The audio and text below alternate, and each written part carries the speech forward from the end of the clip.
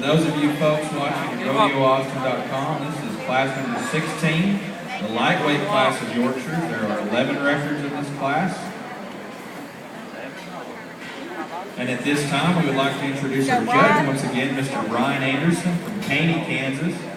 Brian is a graduate of Kansas State University, and now today works with Sunload Feeds and is a show pig specialist. Lives with his wife Jennifer and his 3 children, Andrew, Brendan, and Lily in Caney, Kansas. Brian is very well known in the swine judging world. He's judged in 27 different states over the year. Been able to work with our Texas 4-H and FFA members. Right in there. San Antonio, 3 different times, in Houston twice, and then this work, bro. Trip to Texas and Austin. At this time, let's welcome our judge once again, Mr. Brian Anderson. You said hello. Oh, I thought you gave us some phones. You're not happy. Do what? You're not happy.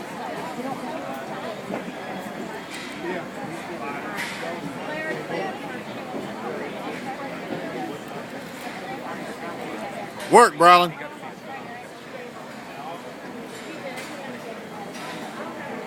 Do work.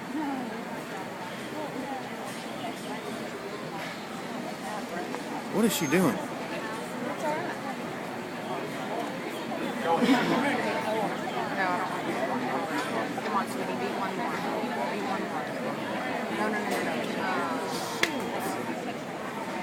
What is that? Is that 4? Attention, class number 17 York exhibitors, this is your second call. Class number 17 York exhibitors, this is your second call.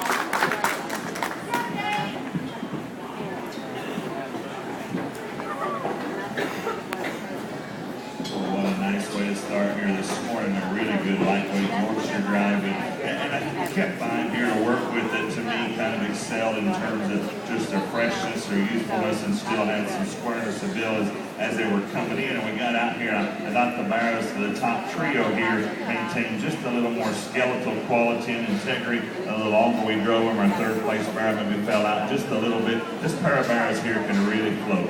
A pair of hogs that I think from a soundness standpoint are really made right. They're really good design. I think the young man's barrow simply more extended as we study him on both ends. I think he's longer up to his neck and face. I think that barrow's taller at the top of his shoulder. I really don't think there's much difference in terms of squareness of build and body and production and power. But I think if you study that hog, he's a nickel bigger. He's certainly more extended. He gives you a little more balance. The barrow here in second has a tendency to get just a little shorter and rounder out of his hip. He's a little shorter and crestier right there with the top of his neck. He probably, in terms of feet and legs, has stayed together as athletic as any hog in the drive. I just wish we could extend him. We probably had to just pour it to him to get him big enough and get enough power to him. Maybe when we did that, we tended to get a little more of a rounder look. But I think a barrow you have to admire for a lot of things. Our barrow in third, to me, is not quite as fresh.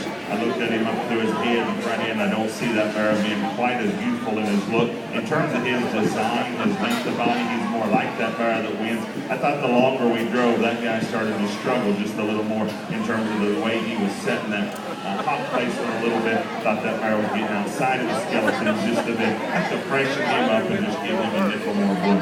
Here's a bear in fourth that's certainly got a tremendous amount of body. He's opened up, he's good and he's spread down his top. That one's a little chubby headed, probably a little shorter as we study him out of his skip. That bear gets a little straighter in that rear honk also. He's another one that we just maybe need to give him a little better shape and maybe give him just a little more length and bounce. Bear in fifth, a tremendous shape and expression to me, the frailest bone bear of the five that we have out here. Another one that's just a little rounder in his general makeup.